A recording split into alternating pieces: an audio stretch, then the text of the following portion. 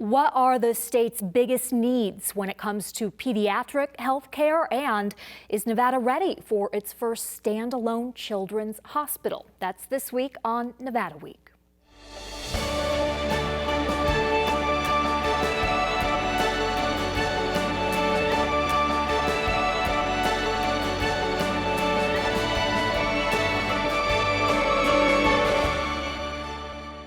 Support for Nevada Week is provided by Senator William H. Hernstedt.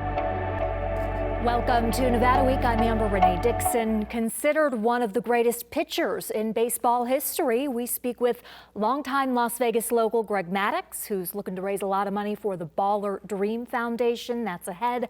But we begin with children's health care in Nevada.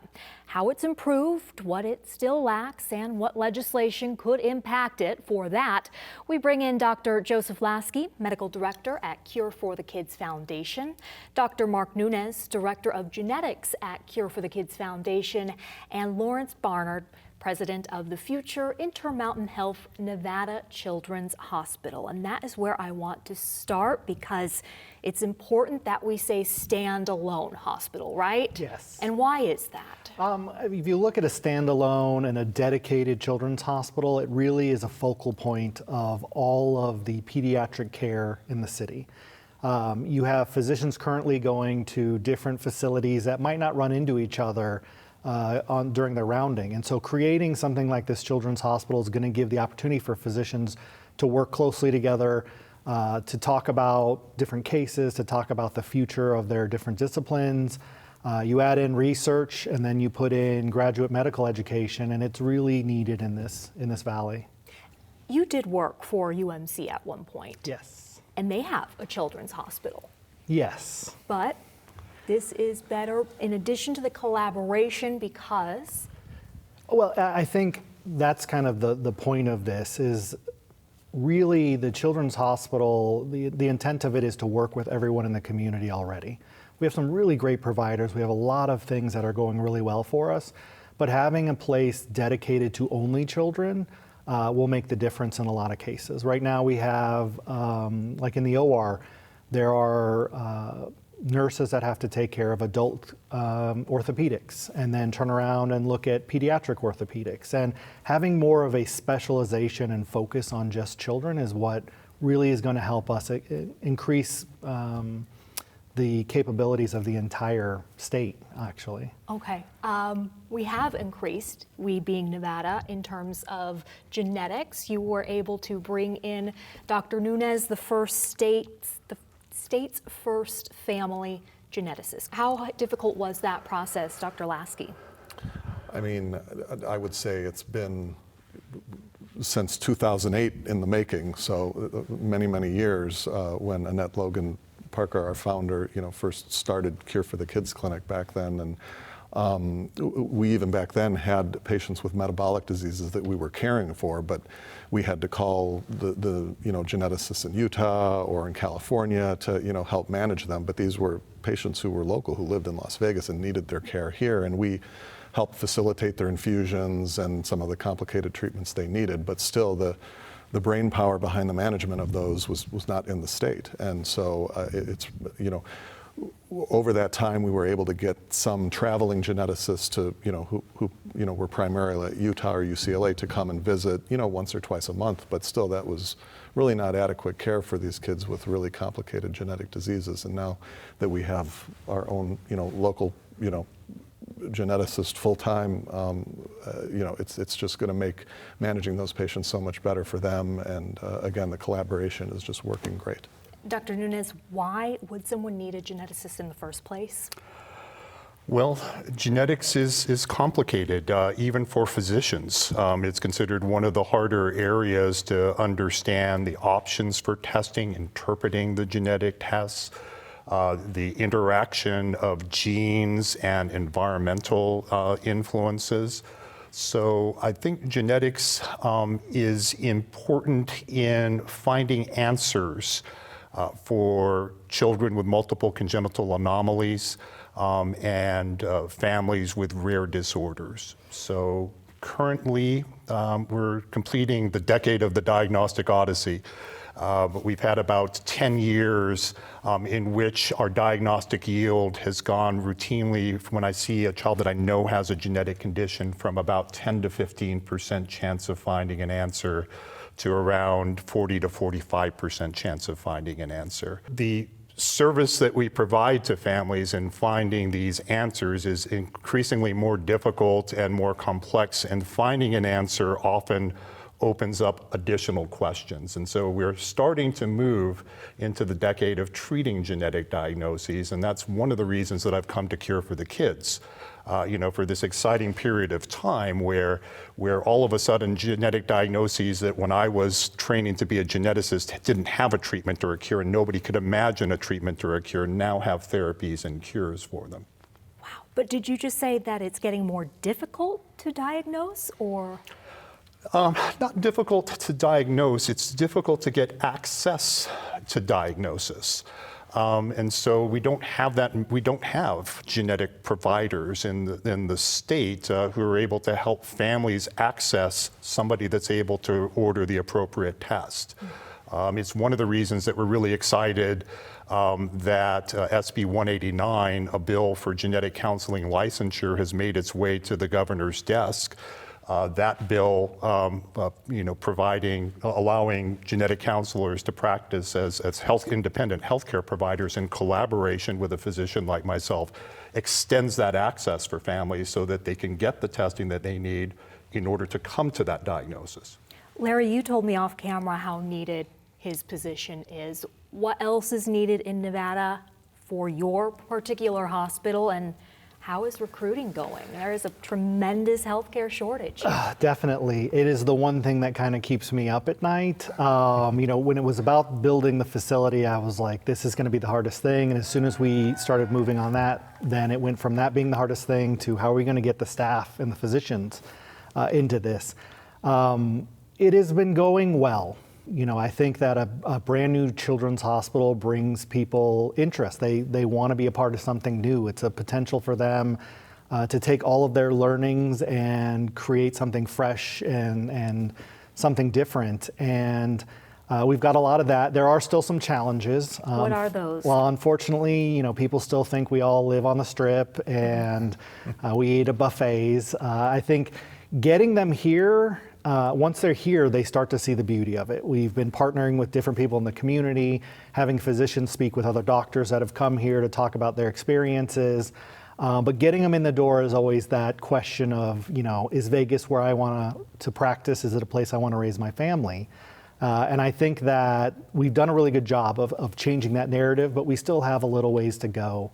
And I think going back to to the original question, I think sometimes those difficulties and perceived fragmentation and maybe perceived lack of collaboration amongst the physicians in this community are what keep other physicians from coming in. And I think just the act of potentially having a place that truly is a freestanding children's hospital dedicated to pediatric and rare disease care is going to help bring those physicians into the community.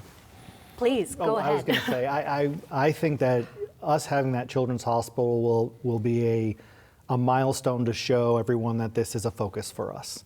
And right now, we do provide care, but having it very focused and dedicated in a certain place, I think marks a disembarkment from where we normally go for this. And then I'm not a physician, but I appreciate you calling me one. I just having a beard and the white in it might give me the look of wisdom.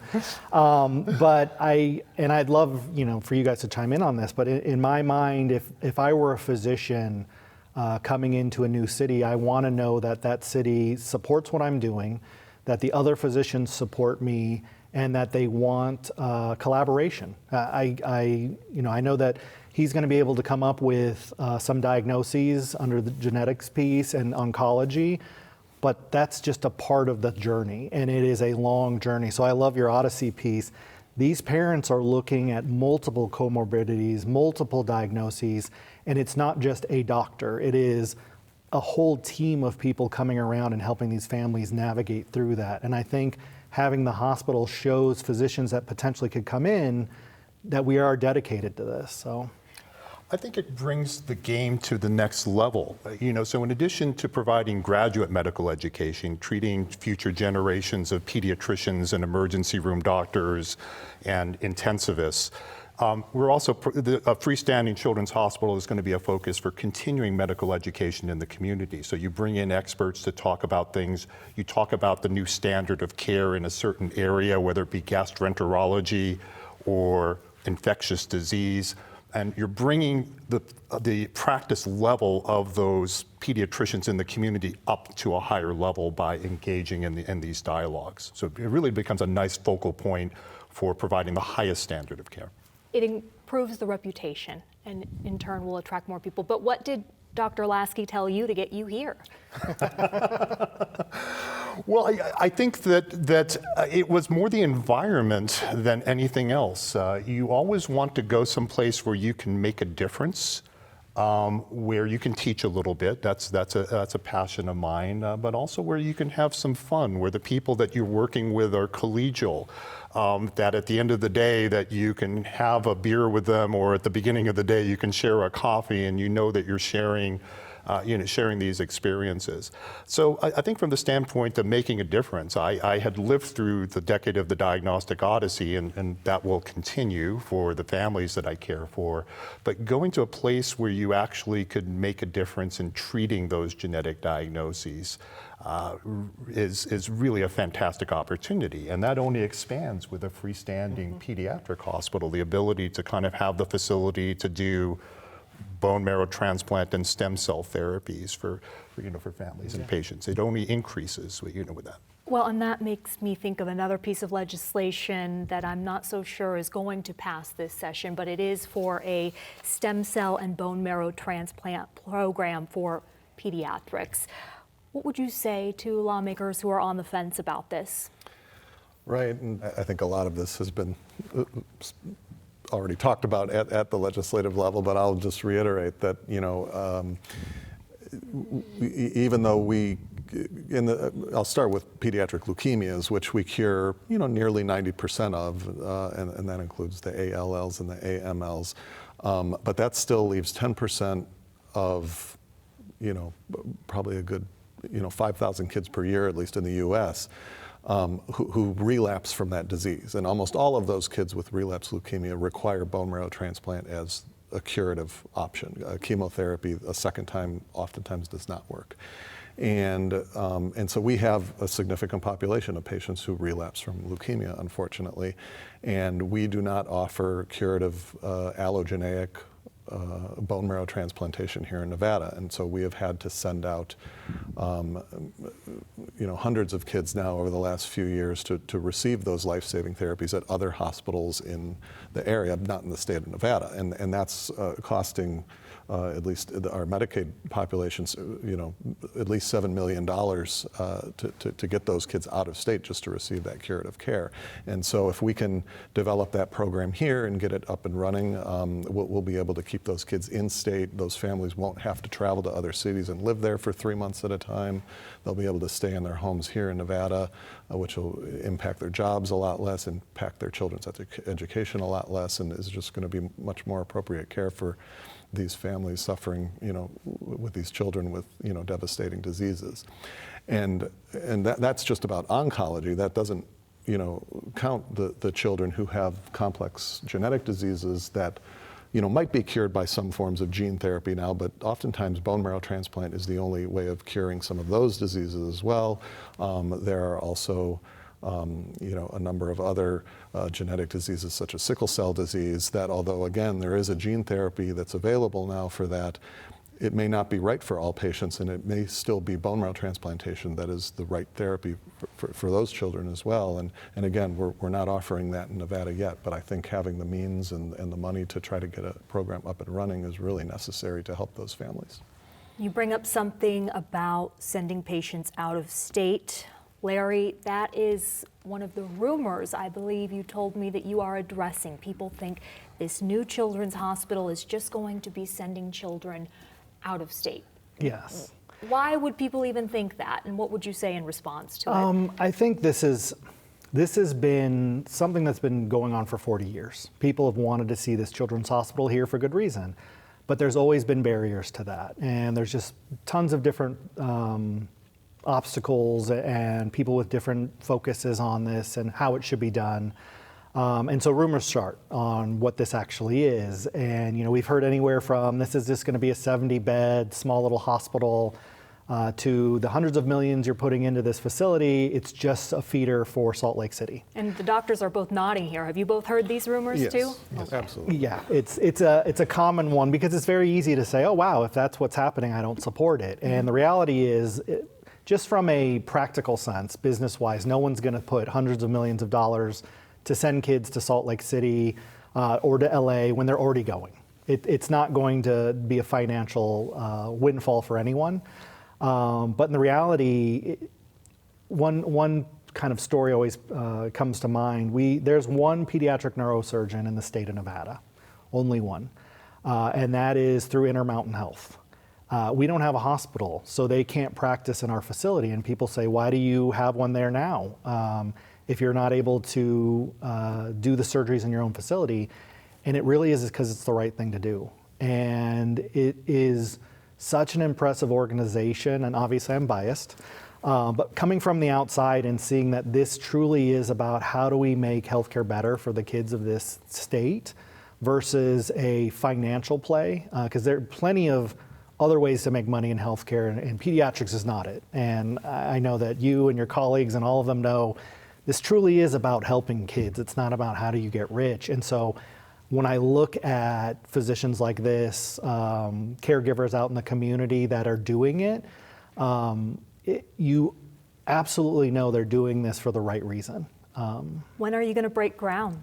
So the plan is to break ground in early next year, and we're looking at a 2030 opening date. Okay, so still on track for 2030, but a little bit later for the groundbreaking. A little bit later for the groundbreaking. Okay, well, we'll love to have you back on when you do break ground, or we'll be there Oh, for thank that. you. Yes, and thank you all for joining us for this important conversation.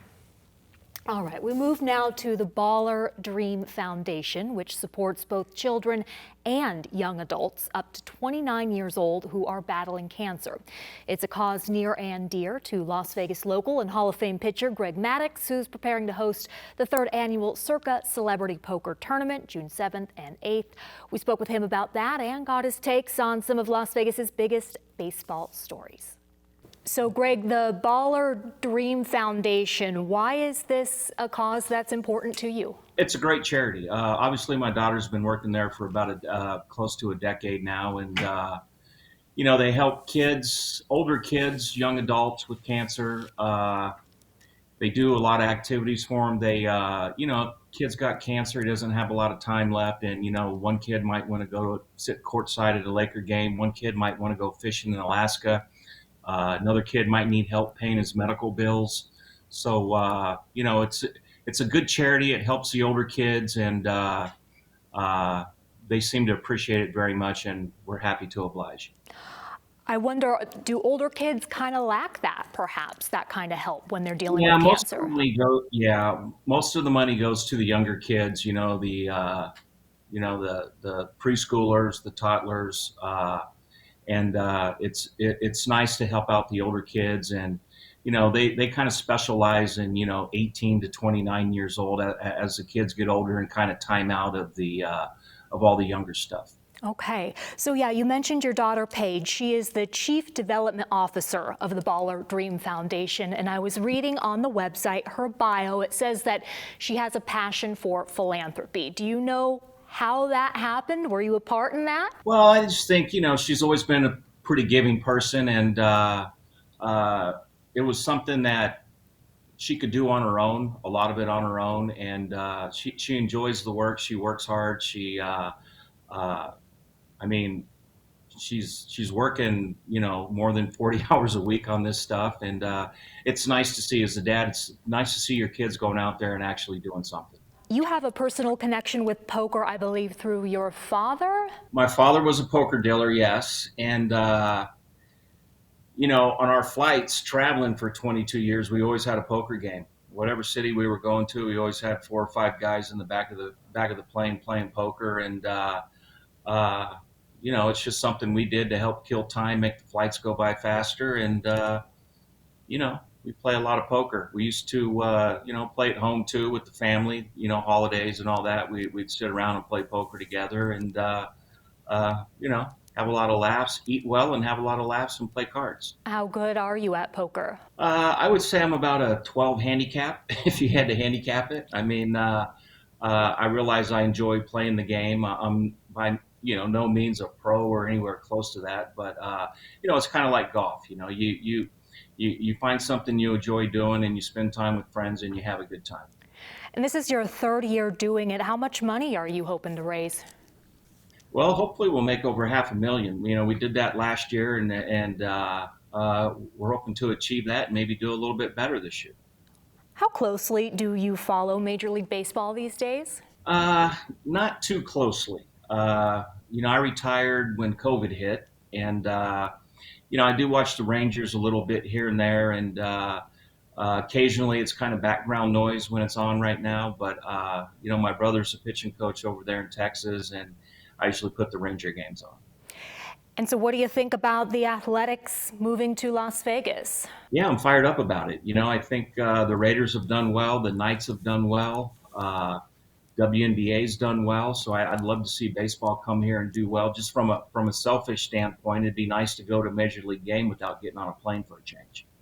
And how well do you think they'll be received? Do you think locals will support the team?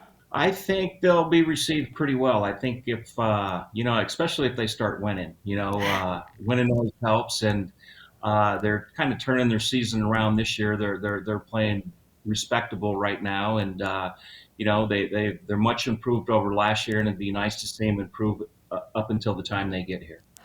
From a player's perspective, will that be difficult to make that move? I mean, Vegas is pretty good. I mean, I'm not knocking Oakland or anything like that, but it's hard to find many athletes that don't enjoy Las Vegas. It's a great community. It's a good place to live. The weather's good.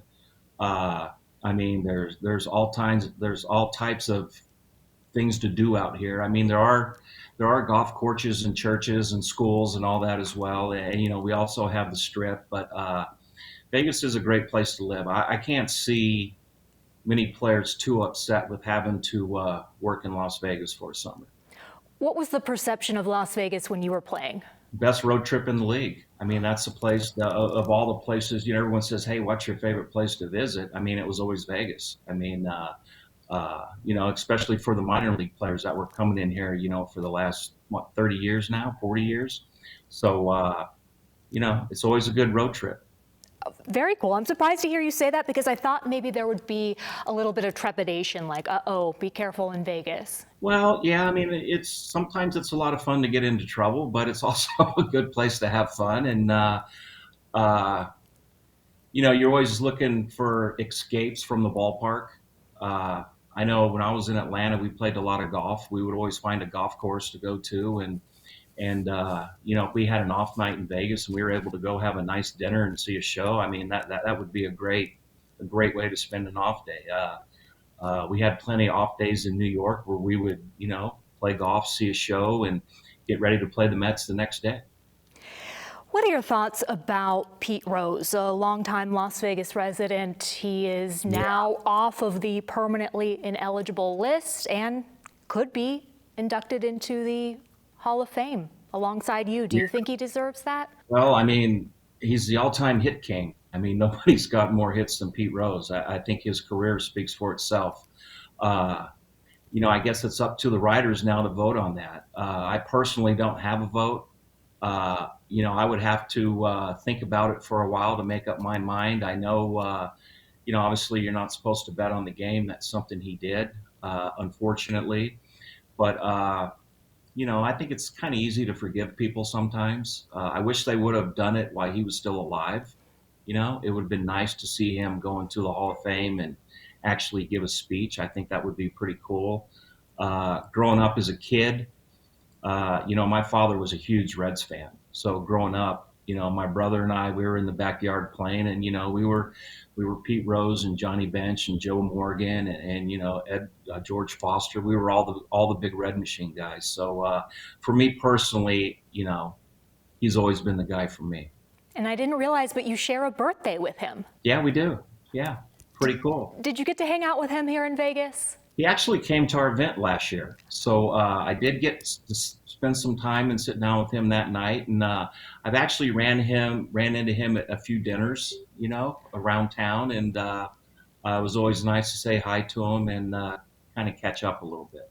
And so June 7th and 8th is when this charity event is going to be taking place at the Circa. I understand that you have thrown out a pitch there to your son. Yeah, my son caught it this year. That was kind of cool. I'm glad he caught it because, you know, it's tough to see in those casinos with the lights and everything. So, you know, How fast do you think you threw it?